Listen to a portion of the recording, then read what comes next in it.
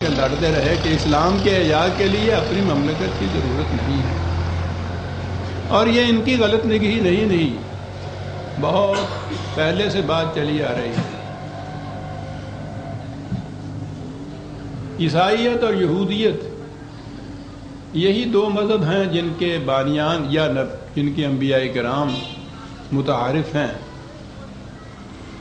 ان کے لیے ان کے ہاں نبی کا لفظ تھا، انہوں نے نبی کا ترجمہ پروفٹ کیا، پروفیسیز کرنے والا، پیشین گوئیاں کرنے والا۔ تو گویا نبوت کا منصب صرف پیشین گوئیاں کرنے والا ہو گیا، اس سے زائد نہیں کچھ۔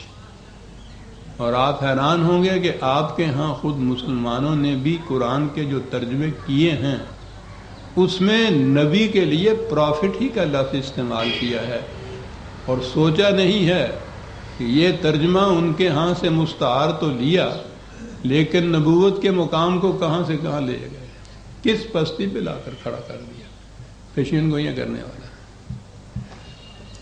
بہرحال نبی اکرم صلی اللہ علیہ وسلم نے ایک مملکت قائم کی،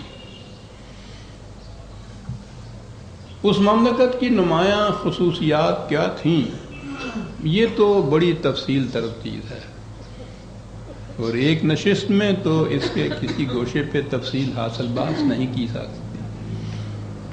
میں یہ عرض کروں گا، جو پہلے میں نے کہا ہے کہ حکومت ہو اور اس میں کوئی محکوم نہ ہو، کوئی حاکم نہ ہو، اس کے لیے قرآن کریم نے بنیادی اصول دیے ہیں۔ پہلا اصول یہ ہے کہ دنیا میں حکومتیں ہمیشہ قوت کے زور پر حاصل کی جاتی تھی، قوت کے زور پہ حاصل کی، اور اس کے بعد پھر وہ آگے متوارث چلی جاتی تھی۔ ولی عہد ہوتے تھے، بادشاہ ہوتے تھے، پھر ولی عہد ہوتے تھے، اور وہ خاندان میں چلی جاتی تھی تاکہ کوئی دوسرا ان سے زیادہ بڑی قوت کا حاکم آتا تھا اور وہ ان سے حکومت چھین لیتا تھا۔ سارے تاریخ انسانیت میں حکومت کی یہی صورت ہے۔ قرآن نے کہا کہ اس طرح سے اقتدار حاصل کرنا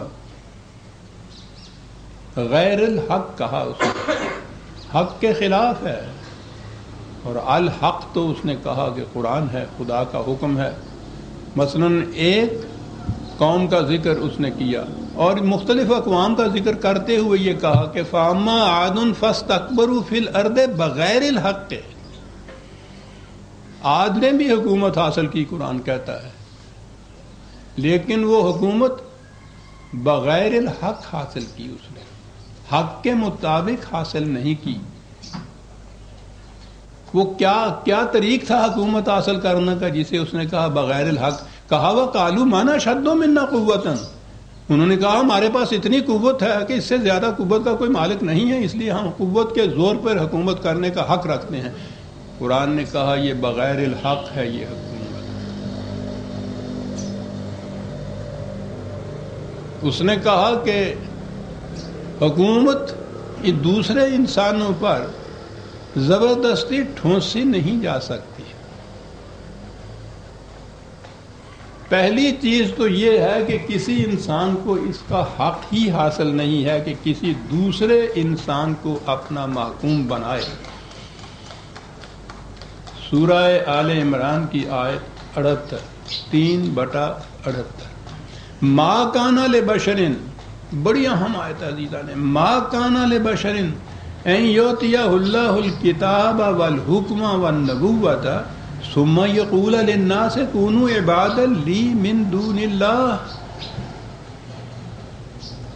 کسی انسان کو یہ حق حاصل نہیں ہے، خواہ اسے کتاب حاصل ہو، حکومت حاصل ہو، نبوت بھی کیوں نہ حاصل ہو، کہ وہ دوسرے انسانوں سے کہے کہ تم میرے محکوم بن جاؤ، خدا کے نہیں۔ وَلَٰكِن كُونُوا رَبَّانِيِّينَ بِمَا كُنتُمْ تُعَلِّمُونَ الْكِتَابَ وَبِمَا كُنتُمْ تَدْرُسُونَ، وہ کہے گا یہی کہ خدا کی کتاب جس کی تعلیم و تدریس تم کرتے ہو، اس کے مطابق تم خدا کے قوانین کی اطاعت کرنے والے بن جاؤ. کسی انسان کی محکومیت یہ بغیر الحق حکومت کہلاتی ہے. قوت کے زور پہ حکومت حاصل کر کے انسانوں کو اپنا محکوم بنانا یہ بغیر الحق ہوا. اور حق کے مطابق قرآن نے یہ بتایا ہے کہ مملکت ایمان اور اعمال صالحہ کے نتیجے میں خدا کی طرف سے ملتی ہے. قوت کے زور پہ مملکت قائم کی جائے تو وہ فرعون و نمرود اور شداد کی ہوتی ہے. خدا کی مرضی یا خدا کے احکام کو جو نافذ کیا جائے گا تو کہا اس کے لیے جو انتظامیہ یا تنظیم قائم کی جائے گی اس کا بنیادی اصول ہے وَأَمْرُهُمْ شُورَى بَيْنَهُمْ. اس قوم، اس امت، اس جماعت کے باہمی مشورے سے وہ تنظیم قائم کی جائے گی. تو دو اصول قرآن نے بیان کر دیے. پہلی چیز یہ کہ قوت کے زور پر اگر حکومت قائم کی جائے گی تو بغیر الحق ہو. دوسری چیز اس نے یہ کہی کہ کسی انسان کو حق حاصل نہیں ہے کسی دوسرے انسان کو محکوم بنائے. اور اگلی چیز اس نے کہی کہ حق کے مطابق یہ ہے کہ اس امت، اس قوم، اس گروہ کے باہمی مشاورت سے یہ انتظام قائم کیا جائے. کاہے کے لیے قائم کیا جائے؟ ولیکن کونوا ربانین، خدا کی کتاب کو عملاً نافذ کرنے کے لیے نظام قائم کیا جائے، امت کے مشورے سے قائم کیا جائے، قوت کا اس میں شائبہ نہ ہو. نبی اکرم صلی اللہ علیہ وسلم نے یہ تھی وہ مثالی مملکت جو حضور نے قائم فرمائی. تاریخ انسانیت میں اس کی مثال نہیں ملتی.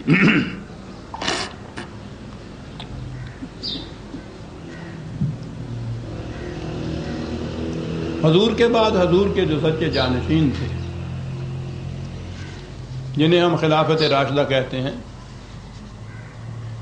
حضرت عمر رضی اللہ تعالیٰ عنہ کے اور حضرت صدیق اکبر کے جو خلافت کے خطبات ہیں، پہلے ہی خطبے وہ وضاحت کرتے ہیں اس امر کی کہ یہ حکومت کس قسم کی ہوگی، اس میں فرائض اور ذمہ داریاں کیا ہوں گی. قادسیہ فتح ہوا، بڑی عظیم فتح تھی ایران کی.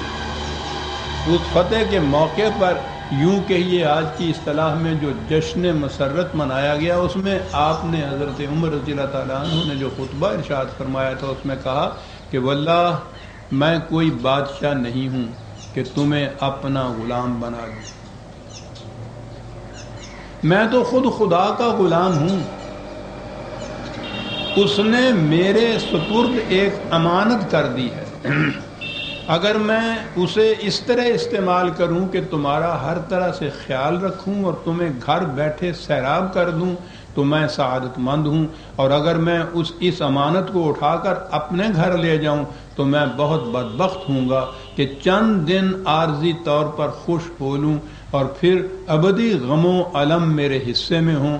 میں جانتا ہوں کہ اس خیانت کے جرم سے مجھے کبھی معافی نہیں مل سکے گی اور نہ میں واپس بھیجا جاؤں گا کہ تمہیں آ کر راضی کر لوں. میں بادشاہ نہیں ہوں.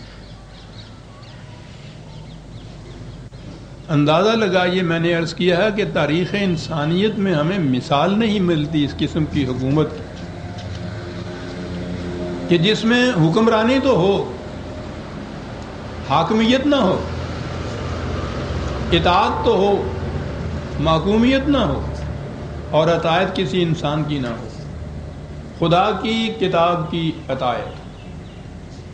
چنانچہ قرآن کریم نے اس چیز کو واضح کر دیا کہ من لم یحکم بما انزل اللہ فاولئک هم الکافرون 5/44. روز جھگڑا ہوتا ہے، یہ اسلامی ہے، یہ غیر اسلامی ہے، یہ کفر ہے، یہ اسلام ہے، یہ مومن ہے، یہ کافر ہے. کوئی نہیں بتاتا کہ اس کے لیے معیار کیا ہے، کسوٹی کیا ہے، سند کیا ہے. الفاظ ہیں جو دہرائے چلے جا رہے ہیں. قرآن کی ایک آیت